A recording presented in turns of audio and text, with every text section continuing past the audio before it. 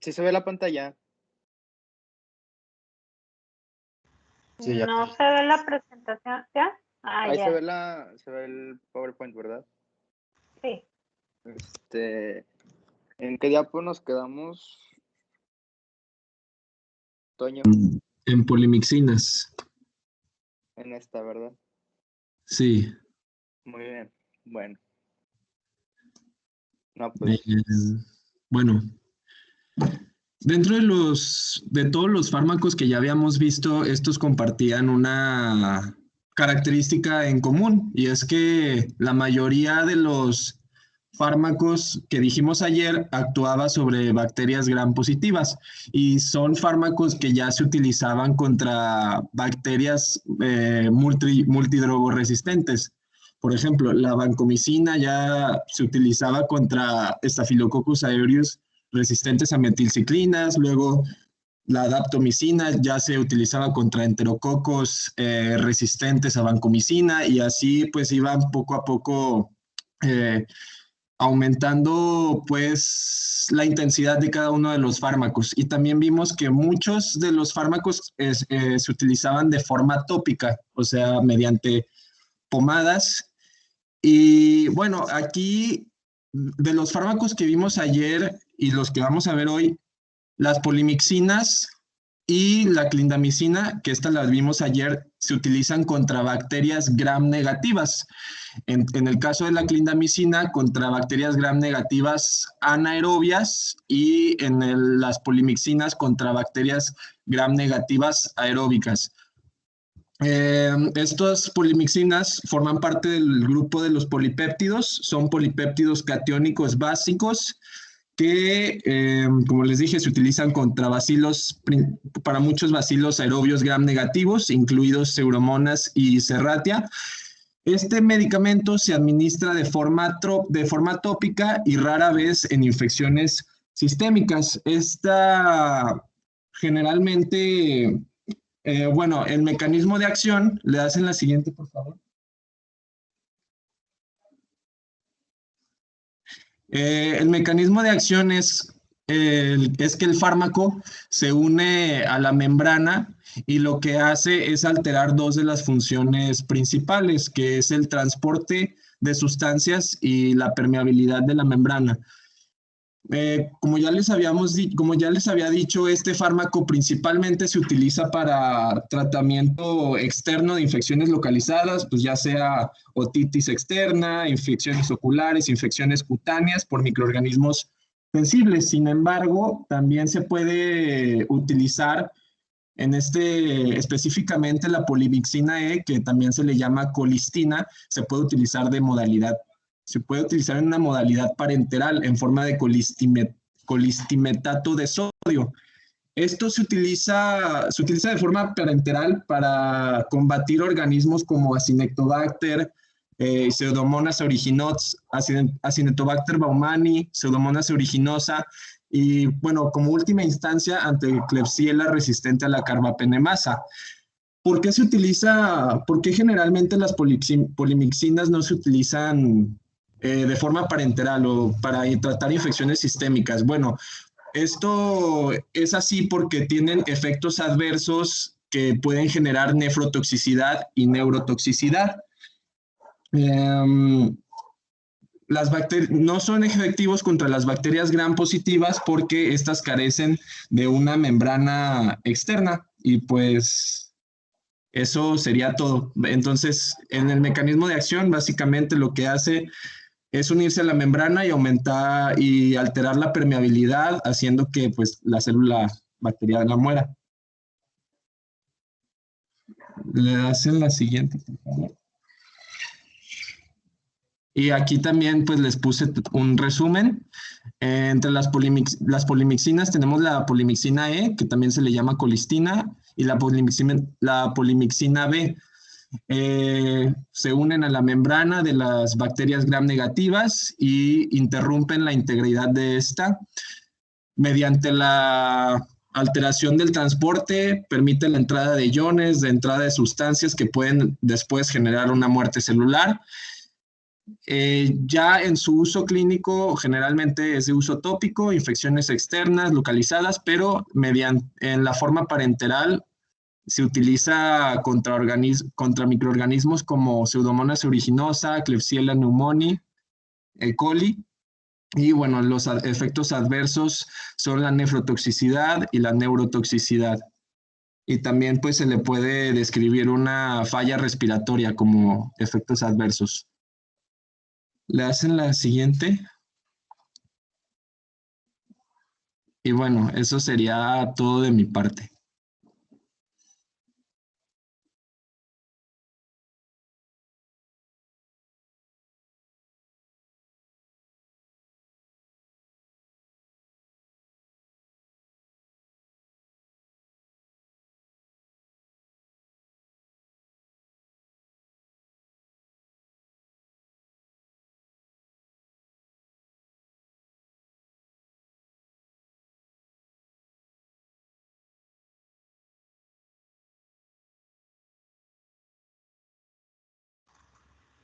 Ay, no sé si alguien está hablando.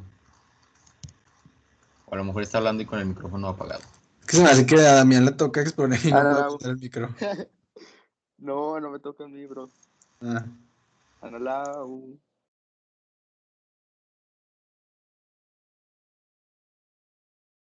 Hey, ¿quién está dando? Me diviertes.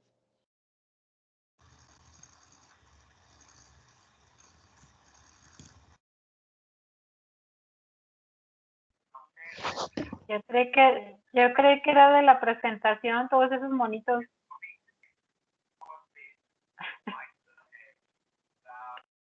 Qué práctico, esto de las reacciones, Pero aquí oigan. ya se puede reaccionar. Ya se actualizó Teams. Qué Para lo único que bendición. sale, para las presentaciones, mire, le vale. Hace lo que se le haga. Tenía una pregunta. Es que, bueno, ayer había en el mecanismo de acción de la daptomicina, pues me sacó un poco de onda porque sí había visto que lo que generaba era una despolarización, pero bueno, yo había visto que lo que hacía era introducir como que canales de potasio y lo que hacían estos canales de potasio pues era permitir la salida de potasio. Entonces pues ayer como que me sacó de onda porque me puse a pensar y pues eso generaría una hiperpolarización. Entonces no sé si me podría ayudar con esa duda, porque ayer dije que no me acordaba, pero la verdad me sacó mucho de onda eso.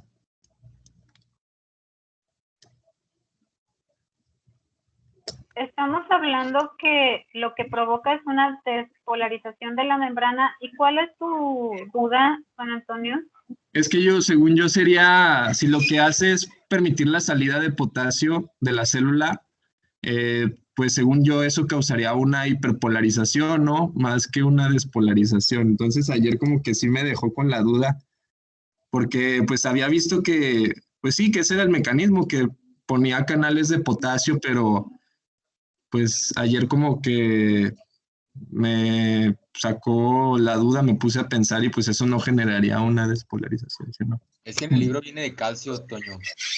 Sí, pero Calcio. unido con el calcio y unido con el calcio y luego ya pues hacía esto de poner canales y estuve buscando y también en muchas imágenes aparecían los canales de potasio y y la salida de potasio.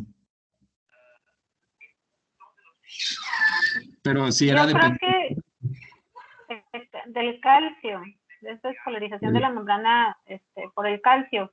Pero yo creo que esto se ilustraría mejor viendo otra vez la estructura de la membrana, Toño, para que sepas qué es lo que está pasando cuando hablamos de una despolarización. Este ejemplo esta duda se ejemplificaría bien con con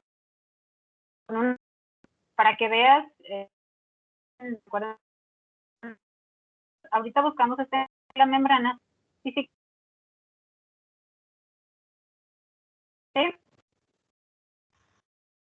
Sí, doctora, de todos modos ahí tengo la imagen, bueno, pero no sé si ya ahorita salir acabando o no sé.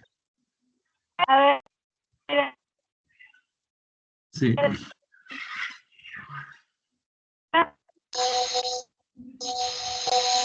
Doctora, no sé si es mi internet o se está trabando usted. Sí, nos está grabando la doctora. Se está trabando mucho. Ah, ah. Creo que sí, porque estoy en el... Pero si gustan pueden poner la imagen de la membrana para ver qué es lo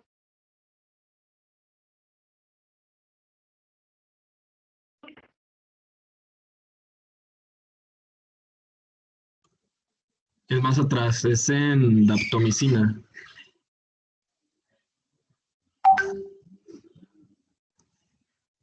Ahí, en la pasada. Bueno, ahí, o sea, yo veía que el fármaco se unía con, bueno, trabajando conjuntamente con el calcio, lo que hacía es unirse a la membrana y generar como canales de potasio y pues así permitir la salida de este fuera de la célula. Y pues eso, pues según yo, causaría una hiperpolarización más que una despolarización. Entonces así como que me quedé pensando ayer y por eso dije que no me acordaba, pero en realidad como que me puse entré en pánico y pues nada más lo dije.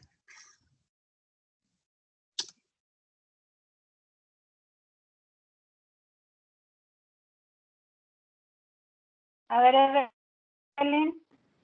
Bueno, no sé si esté bien, pero a lo mejor se refiere a que, pues sabemos que para causar una despolarización de la célula, pues entra calcio y sodio y tiene que salir potasio, ¿no? Entonces, una hiperpolarización es cuando sale de más potasio. Entonces, yo creo que es como el mismo mecanismo de, por ejemplo, en la contracción de un músculo, de la despolarización.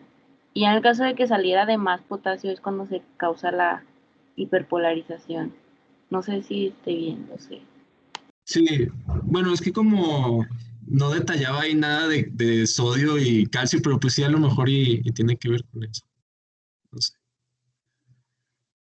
Yo creo que sí. Pero, pero bueno, muchas Yo gracias. también lo... Muchas gracias. Gracias, Toño. Yo también los estoy escuchando un poquito cortados, muchachos. Yo creo que ustedes también... A ver, Diana. No sé si estoy bien o solo no lo entendí tampoco, pero, o sea, Toño se refería a la despolarización, entonces ahí se está refiriendo a que está saliendo el potasio, entonces si sale el potasio sí se está despolarizando. La hiperpolarización, que es lo contrario, pues sería así entrar el potasio, pero ahí está indicando que está saliendo.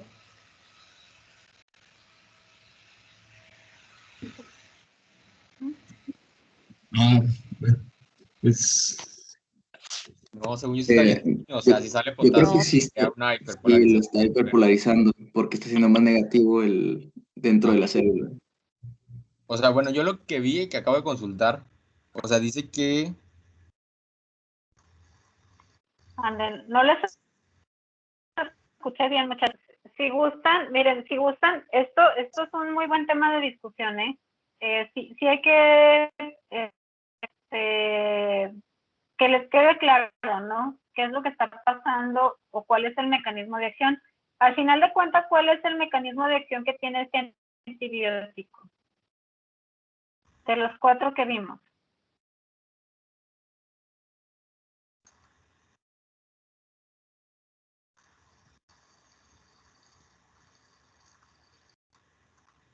sí, doctora, la daptomicina.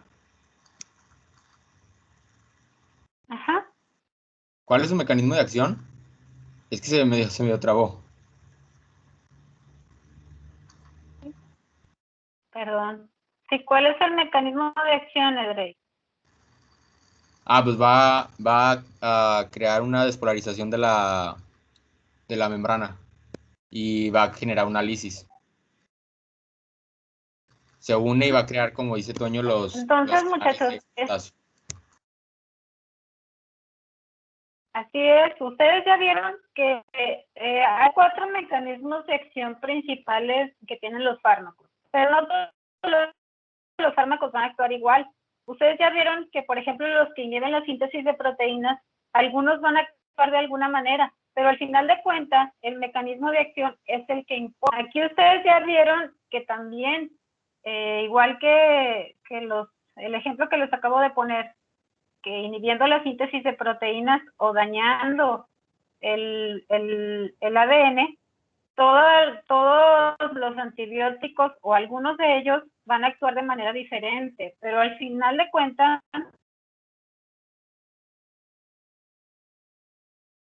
ustedes están siendo muy críticos y qué bueno que lo entiendan así, pero aquí al final de cuentas lo que a mí me interesa es que ustedes sepan cuál es el mecanismo y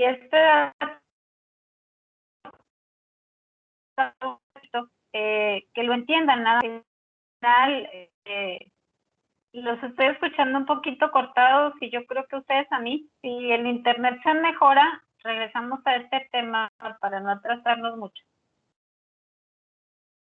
Continuamos, Toño. Doctora Ana Laura Castillo se le fue el internet, pero vamos a continuar con su parte. Sí, Erene. Gracias. Continúen, por favor.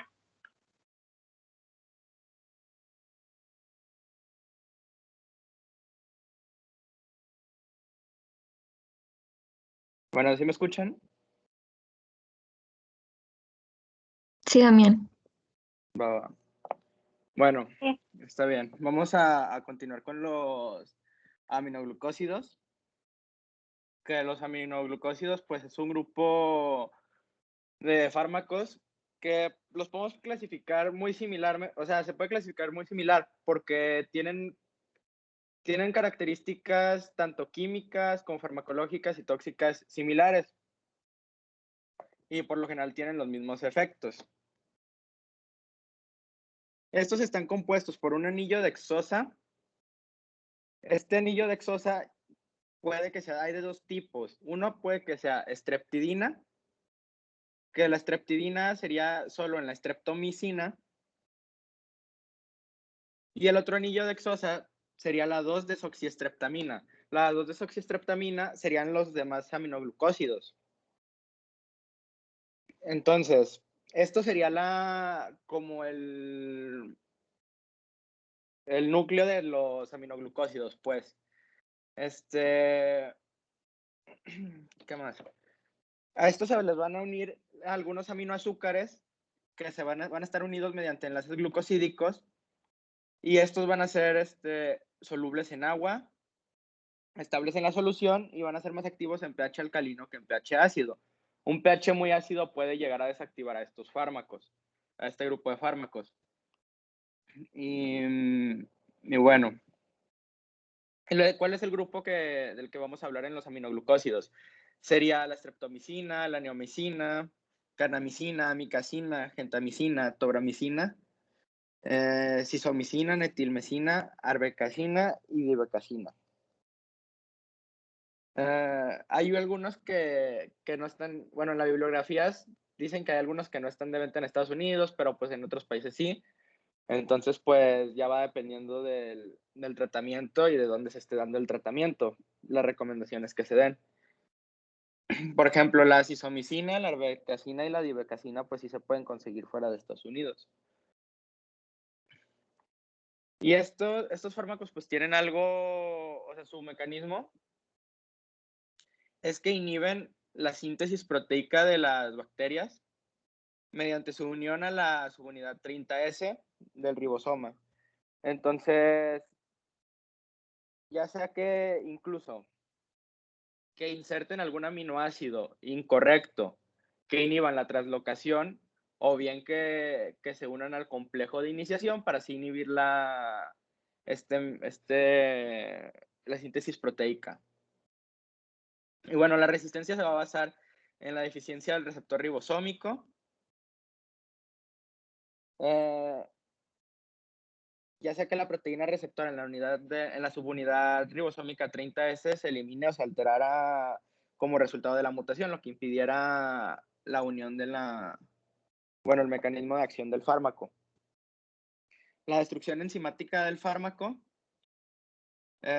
por alguna enzima transferasa que inactive el aminoglucósido, ya sea de adenilación, acetilación o fosforilación. Ahorita más adelante pues vemos unos fármacos que son resistentes a estos mecanismos de este grupo de los aminoglucósidos. La otra es la falta de permeabilidad de la molécula a la molécula del medicamento y también la falta del transporte activo al interior de la célula, porque el mecanismo por el cual el fármaco entra a la célula es dependiente de un transporte activo, dependiente de oxígeno, pues. Entonces, es por esto que las bacterias anaerobias son resistentes a los aminoglucósidos, porque no cuentan con este proceso que requiere energía dependiente de oxígeno. Entonces, eso es por el cual las bacterias anaerobias son resistentes. Y aquí están pues ya los mecanismos de resistencia. Como ya lo mencionaba, pues los aminoglucósidos son más activos en un pH alcalino que en uno ácido. Y pues les decía, pues se puede llegar a inactivar. Aparte de que el pH bajo extracelular y las condiciones anaeróbicas inhiben el transporte al reducir el gradiente para poder transportarlo. Estos van a ser potencialmente ototóxicos y nefrotóxicos. Hay factores que van a incrementar estos, pues los factores que incrementan la ototoxicidad sería la dosis, la duración del tratamiento, una insuficiencia renal, por eso es importante medir la función renal en el paciente, la velocidad de infusión, la dosis durante toda la vida y la administración que se da en conjunto con otros fármacos que también tienen potencial ototóxico e incluso predisposición genética. Estos pueden afectar la audición de distintas formas. Por ejemplo, la streptomicina causa mayor daño en la porción vestibular y esta puede ocasionar hipoacusia. La disfunción vestibular y auditiva puede presentarse tras la administración de cualquiera de los aminoglucósidos. Aunque bueno, hay algunos que no tienen tanta ototoxicidad y uno en particular pues no cuenta con muchos casos de ototoxicidad, pues. Y pues esto es por la degeneración de las células ciliadas y las neuronas en la cóclea, que es por eso que guarda relación con la pérdida de la audición.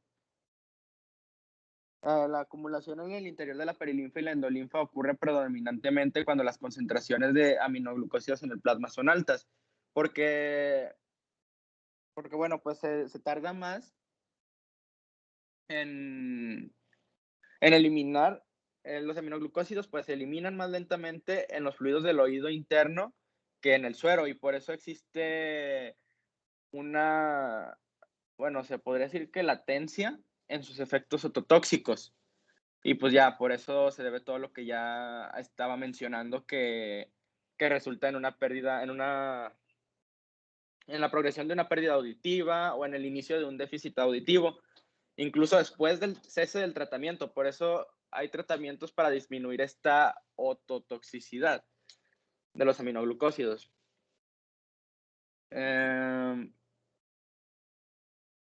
Y esto es porque pues tienen efectos directos, como ya lo habíamos mencionado, en el transporte tienen efectos directos sobre los potenciales de la membrana por sus interacciones directas con los canales de potasio.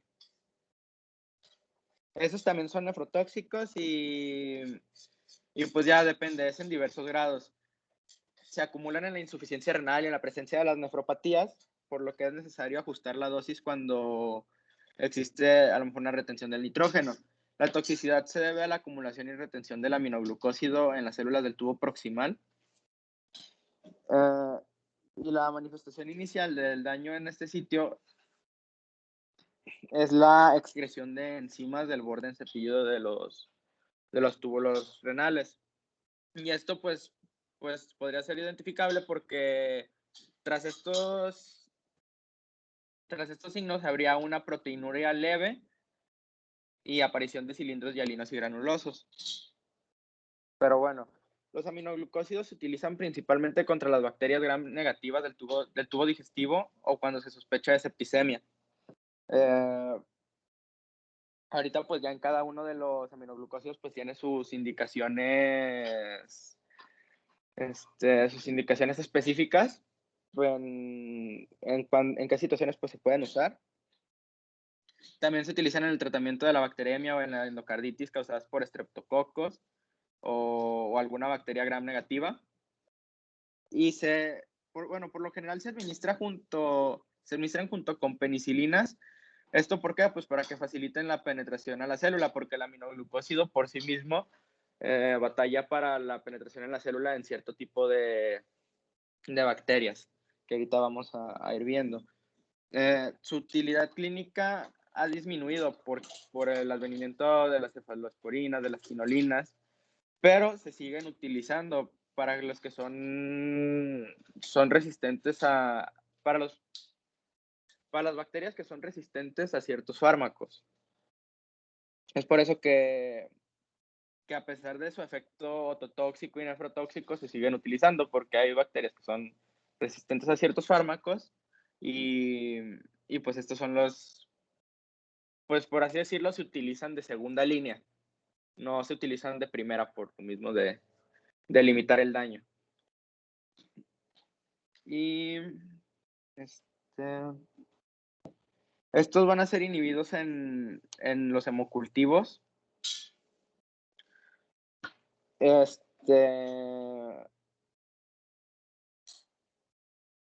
Bueno, pues sí, son inhibidos en los hemocultivos. Y pues algunos aminoglucósidos son de utilidad como antimicobacterianos, como ahorita lo vamos a ver, que es la streptomicina.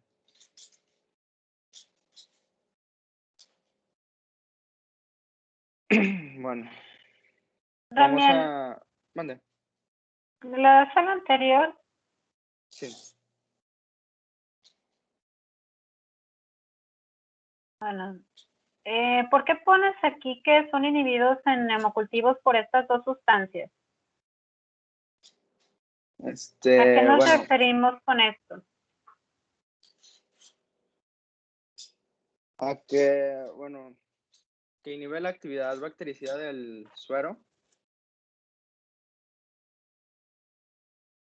Bueno, muchachos, miren, aquí es importante que sepamos a qué nos referimos con esta parte.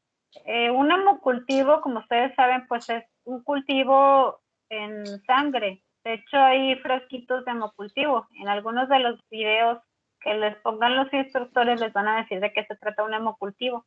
Cuando nosotros realizamos un hemocultivo, por lo general tenemos que hacerle la prueba de sensibilidad o el antibiograma. Entonces es importante que sepamos que si en el hemocultivo, en el medio de cultivo, pues tenemos alguna de estas dos sustancias o algún detergente polianiónico o esta otra cosa que se llama muy fea, pues el aminoglucósido puede que no actúe, y no tanto porque sea resistente, sino por la presencia de estas sustancias. Entonces, aquí por eso es importante que ustedes sepan a qué nos referimos con esto. Ya al final, en el antibiograma, pues no les pueden decir que el aminoglucósido pues no es activo, ¿no? Puede ser por la presencia de esto. Adelante, Damián.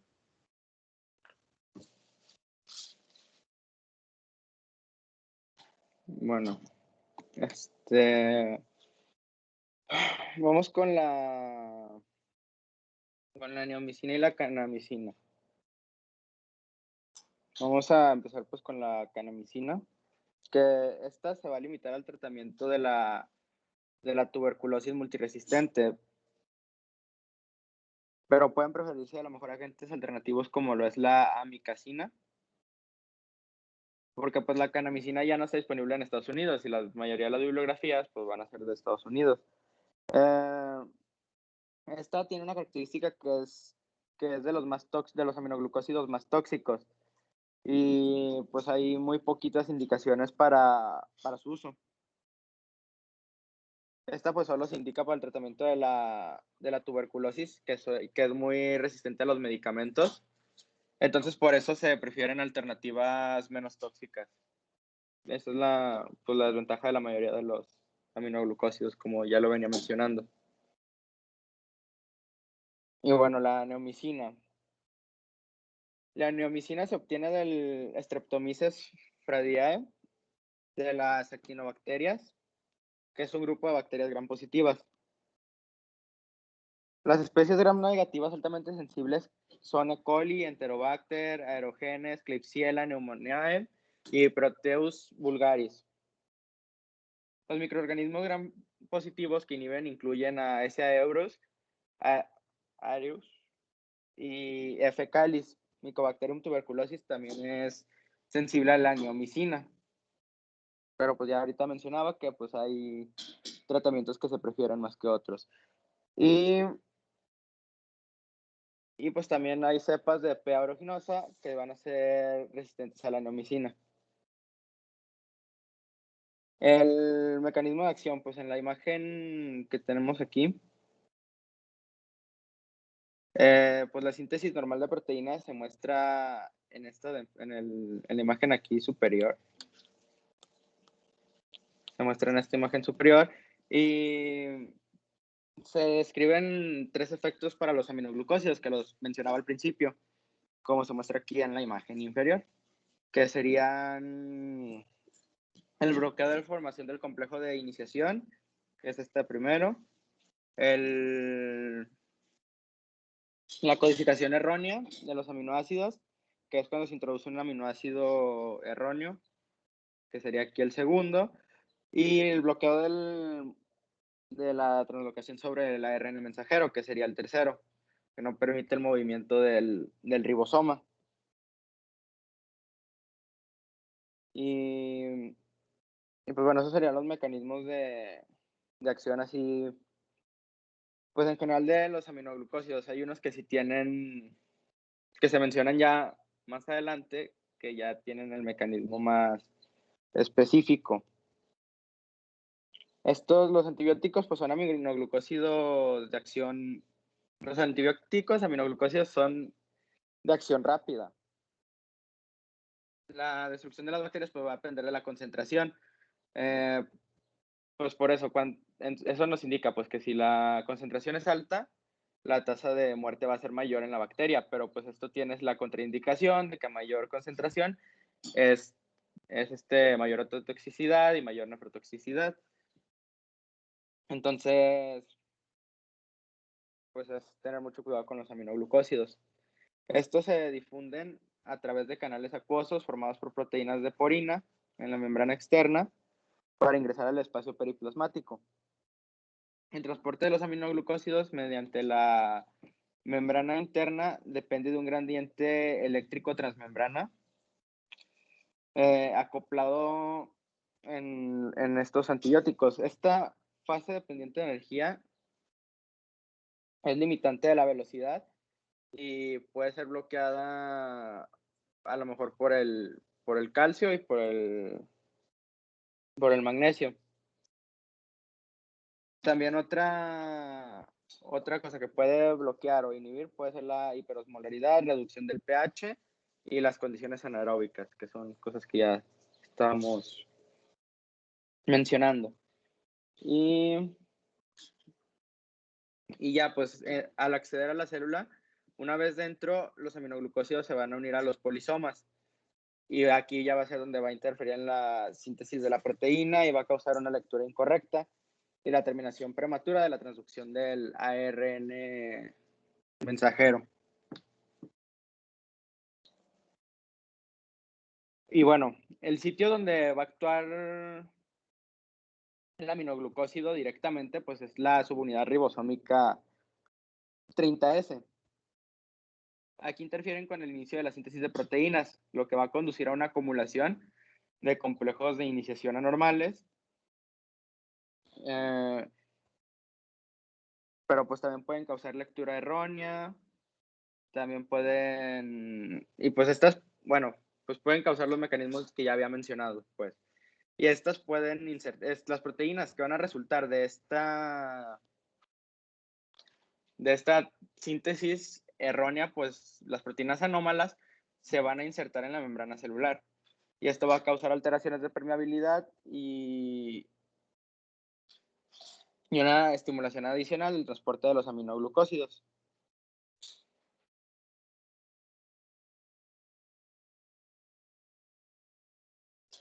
¿Cuáles van a ser sus usos clínicos? Pues está la administración tópica, que se utiliza en superficies infectadas o se inyecta en las articulaciones, la cavidad pleural, los espacios tisulares o las cavidades de abscesos donde existe infección.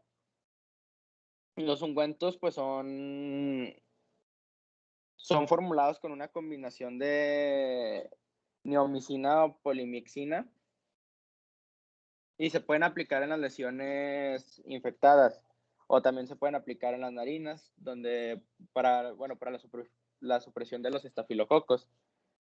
Pero por las presentaciones en las que se encuentran, pues son ineficaces. Son ineficaces en estas presentaciones. Luego está la administración oral. En la administración oral, pues está la preparación para En la administración oral, pues está la preparación para la cirugía en el intestino. ¿Y para qué? Para la cirugía, porque pues esto nos va a reducir la microbiota intestinal aeróbica y lo que va a hacer es suprimir las bacterias en el intestino que producen ureasa, que es una enzima que descompone la urea en dióxido de carbono y amoníaco, y pues llevar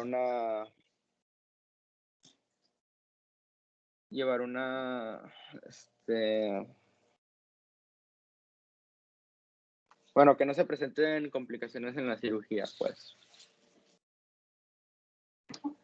Luego está la administración, bueno, finalmente está la administración intravenosa, intramuscular, que pues aquí se divide en 2 a 3 dosis, por lo mismo que pues siempre va a ser por los efectos tóxicos. Y pues se ha usado para la irrigación de la vejiga para prevenir la bacteriuria y la bacteremia asociadas con las catéteres permanentes. Entonces, para eso es que se utiliza con este propósito. Y bueno, seguimos con la resistencia. La resistencia Damián, es para... Mande. ¿qué es la bacteriuria? La bacteriuria es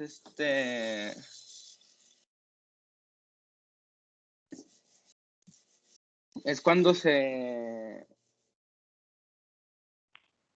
excretan bacterias por la orina. ¿Existe infección, Damián? Pues no necesariamente. Uh-huh. Fíjense, muchachos, este término del que nos menciona Damián es bien importante, porque si estamos hablando que existen abundantes bacterias en orina, a esto le llamamos bacteriuria, pues no precisamente necesita ser una infección o no precisamente tiene que haber fiebre. Hay pacientes que tienen bacterias en orina y pues no presentan alguna otra manifestación clínica. Entonces, a este tipo de pacientes, ¿ustedes le darían tratamientos antimicrobianos?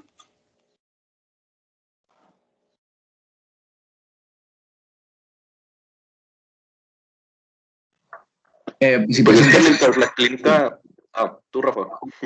bueno, digo, referirnos a la clínica. Si tiene síntomas el paciente, se lo trato. Si no, pues, ¿para qué le muevo? Uh-huh. Muy bien, Rafa. A ver, Diego.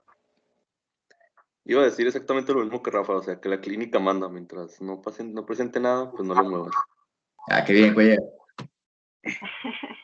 Muy bien, muchachos. Sí, es importante esto, ¿no? Porque decimos, pues, el paciente no tiene nada más que, pues, está excretando bacterias. Sí está pasando algo, definitivamente que está pasando algo, pero probablemente le podamos dar un tratamiento paliativo o darle indicaciones al paciente, pues, que tenga un consumo más abundante de líquidos o ver qué está pasando, ¿no? Porque probablemente haya una acidificación en la orina por el consumo de alguna vitamina o algo que esté tomando el paciente, que es lo que le está provocando esta bacteriuria. Entonces, muy bien, hay que utilizar la clínica. Ustedes ya lo dijeron, muchachos, si su paciente pues no tiene el principal indicativo puede ser la fiebre. Si no tiene fiebre o algún otro malestar, pues, como dijo Rafa, pues, ¿para qué le movemos? A ver, Dianita. Tenía la misma duda el semestre pasado en fisio, cuando la doctora nos estaba hablando del examen general de orina y nos dijo que la presencia de bacterias también se podía dar, porque como era un examen así más general, no era tan específico, tan estéril como para un cultivo de orina, pues podía haber alguna, no sé, contaminación con bacterias, ya sea que no se haya limpiado bien la persona o no tanto que sea del tracto urinario, sino más bien que no se tuvo tanto control porque no era específicamente para un cultivo. Así es. Primero un general de orina. Si en el general de orina ustedes ven en el reporte que están reportando abundantes bacterias, pero pues el paciente no presenta ningún otro manifestación clínica, pues de repente no es ni necesario realizarle un urocultivo. ¿Continuamos?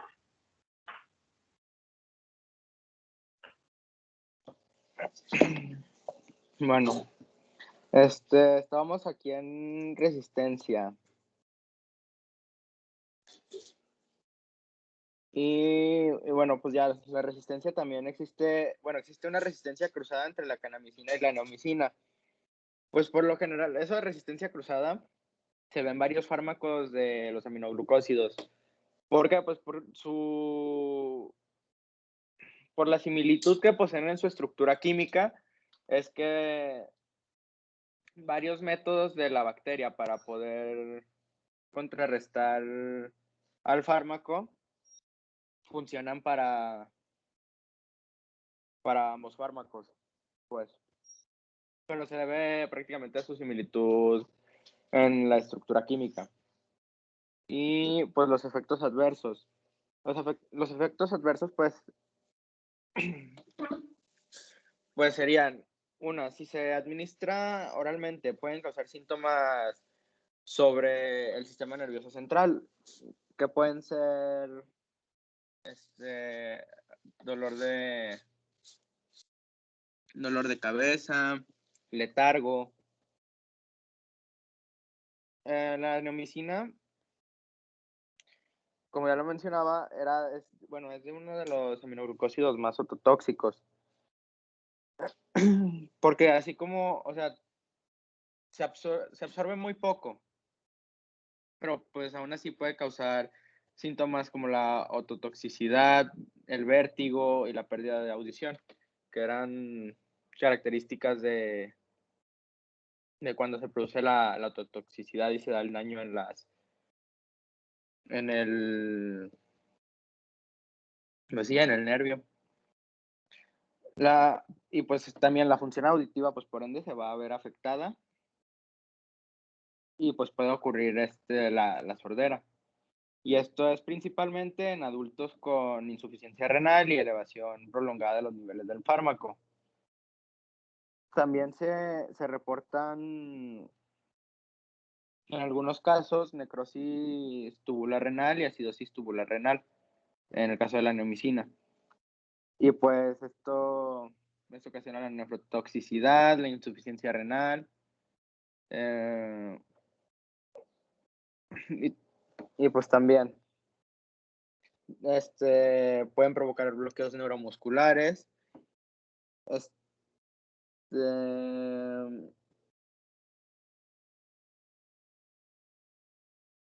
y también trastornos gastrointestinales, como problemas de náuseas, vómitos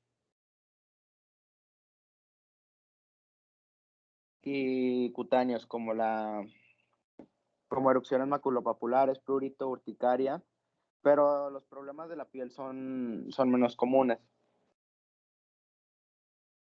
Y ya con la preparación tópica, pues se reportan dermatitis de contacto.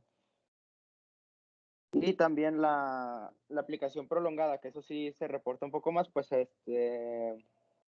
reportan, bueno, tanto los ungüentos de la piel como los oftalmológicos reportan reacciones alérgicas, eso sí reportan reacciones alérgicas graves. Y pues ya sería esto de la de la neomicina.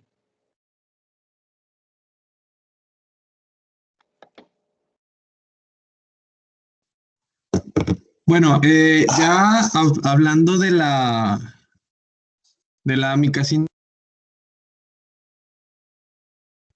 pues vamos a ver que la amicacina es un derivado semisintético de la canamicina.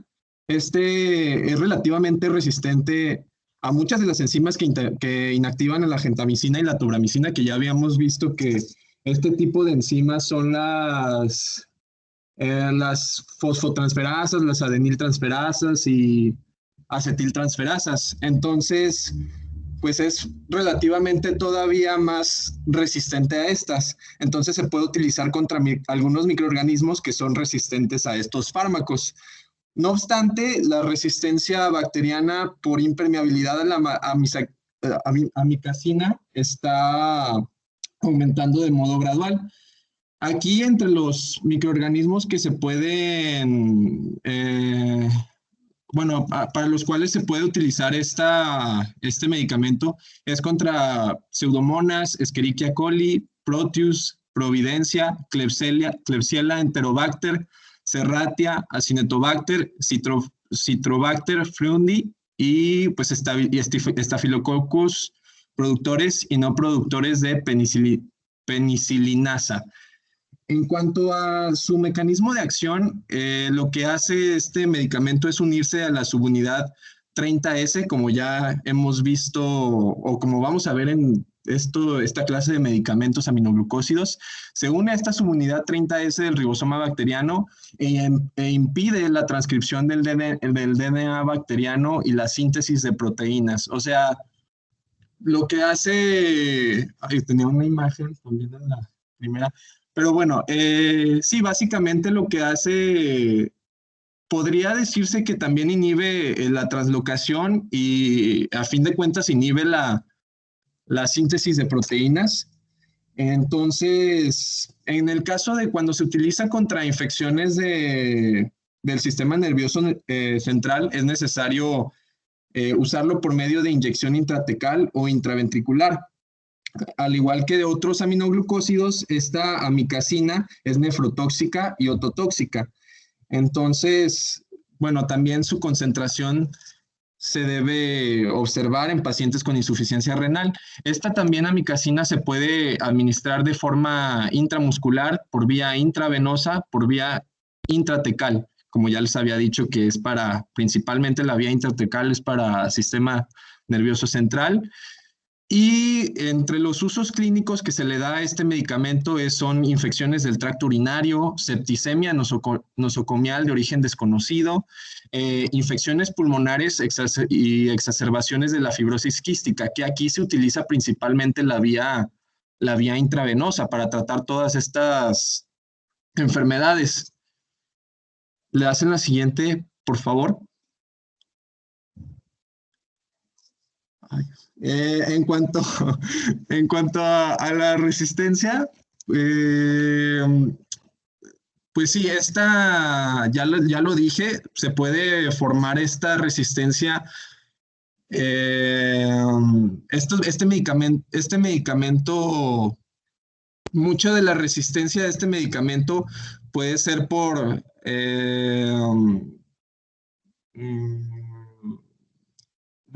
más bien son más resistentes a enzimas que inactivaban a todos estos medicamentos que ya les comentaba.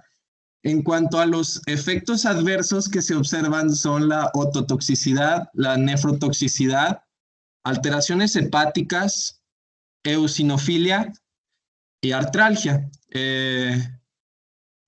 Y pues bueno, le das en la siguiente. En la de la resistencia, bueno, sí. Ya ahora sí, hablando de la gentamicina, también principalmente se utiliza se utiliza principalmente contra bacterias gram positivas, contra muchas bacterias gram positivas y bacterias gram negativas. Aquí se incluyen numerosas especies de Proteus, Serratia y Pseudomonas. Y generalmente utilizamos una concentración de 0.5 a 5 microgramos por mililitro. Esta gentamicina solo hay que decir que también es ineficaz contra Streptococcus y bacteroides. Algunos de los microorganismos se mencionan aquí contra los que actúa la gentamicina es la Pseudomonas aeruginosa, especies de Proteus, Escherichia coli, especies de Klebsiella, Enterobacter serratia, especies de Citrobacter y Staphylococcus. El mecanismo de acción es el mismo, tiene una unión a la subunidad S30 del ribosoma bacteriano e impide la transcripción del DNA bacteriano y síntesis de proteínas. También tengo entendido que puede funcionar inhibiendo pues el complejo de iniciación, o sea, la formación de estos, que se una primero el ARN de transferencia y que se vayan armando y juntando las subunidades 30S y 50S, inhibe todo este proceso para iniciar la traducción, la síntesis de proteínas. En cuanto a sus usos clínicos, este medicamento se puede administrar de forma parenteral, intratecal y oftálmica, y se utiliza generalmente para tratar infecciones urinarias, respiratorias y gastrointestinales. Esto es, para tratar estas infecciones se prefiere la vía parenteral. Mientras que también, bueno, se puede utilizar contra septicemia y meningitis. Para la meningitis principalmente se prefiere la forma de administración intratecal. Y también, bueno, otra cosa es que esta gentamicina se ha utilizado en infecciones graves por bacterias gram negativas resistentes a otros fármacos. Y en ocasiones las penicilinas precipitan a la gentamicina in vitro, pero in vivo facilitan la penetración del aminoglucósido en los estreptococos y los bacilos gram negativos. La gentamicina puede llegar a ser tóxica, o bueno, no sé si eso ya le das en la siguiente.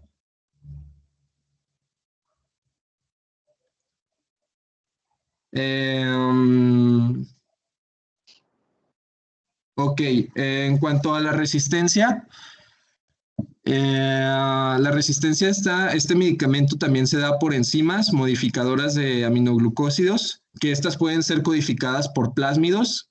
Generalmente los plásmidos son los que codifican este tipo de enzimas que van a desactivar pues al antibiótico. Los efectos adversos, la gentamicina puede llegar a ser tóxica, en especial cuando el paciente tiene una función renal deficiente. Entonces, algunos de los efectos adversos son la ototoxicidad, la nefrotoxicidad, neurotoxicidad, afección hepática y el riesgo en el embarazo. Es algo muy común en estos medicamentos aminoglucósidos. Todo este tipo de efectos adversos, como ya los comentaba Damián, en la ototoxicidad, la nefrotoxicidad, son muy comunes en estos medicamentos. También le hacen la siguiente. Bueno, no, en esa. Otra cosa es que la gentamicina puede venir en forma de sulfato de gentamicina al 0.1%, que esta se utiliza en forma tópica en cremas o soluciones para tratar quemaduras o lesiones cutáneas infectadas. Entonces, generalmente estos medicamentos, bueno, se utiliza para más bien como que estas cremas pues tienden a seleccionar bacterias que son resistentes a la gentamicina y los pacientes que la reciben deben permanecer aislados. Y pues le dan la siguiente, por favor. Y bueno, pues creo que ya se acabó la hora. Bueno, muy bien, muchachos. El lunes continuamos. El lunes sí vamos a tener 2 horas, por favor, para tratar de terminar este tema, avanzar lo más que podamos. Y avísenle a los demás, sí, ya a los mañana que faltaron terminamos del examen. El lunes, Sí, ¿no? doctora. Hoy es viernes. Mañana. No, hombre, Damián. Es sábado. Pues hay que estudiar todos los días. Sí, ¿verdad? No hay que No se descansar. crean, ¿eh? Ah, No se crean, terminamos el lunes. me movieron el piso, dije que no es viernes hoy. Muy bien. Cuídense mucho, los veo el lunes, primero Dios. Gracias, doctora, igualmente. Doctora, Gracias. Gracias, doctora. Gracias, doctora. Igualmente. ¿Alguien me hablaba? sí, doctora, tengo una duda ¿No? sobre lo del Sí, ensayo. Sí. ¿Cuánto tienes que hacer la extensión y si podría ser a computadora, nomás para confirmar? Sí puede ser. Les había dicho que el ensayo sí puede ser en la computadora y pues que sea de una cuartilla, Diego. Ok, muchas gracias. Mínimo una cuartilla. Ah, mínimo, ya me había asustado, doctora, llevaba más. Ay, No, mínimo. gracias. Es que hay gente de pocas palabras, pero les dejo su expresión libre. Hasta lunes. El lunes, gracias. Hasta el lunes, doctora. Adiós.